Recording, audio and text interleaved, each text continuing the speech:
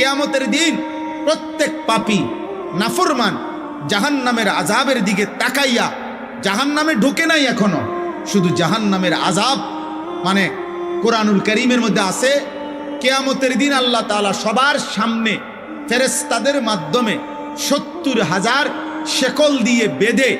জাহান্নামকে সরাসরি হাসরের ময়দানে টেনে নিয়ে আসবে। ওয়াজিআ ইয়াউমাইদিন বিজাহান্নাম, জাহান্নামকে হাসরের ময়দানে আনা হবে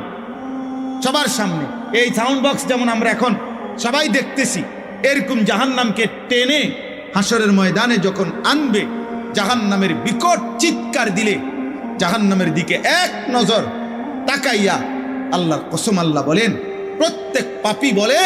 চিৎকার দিয়ে বলবে, আয় মাওলা, আমার ছেলে মেয়েদেরকে জাহান্নামে দিয়ে দেন, আমারে বাঁচায় দেন, আমার স্ত্রীকে জাহান্নামে দিয়ে দেন, আমারে বাঁচিয়ে দেন।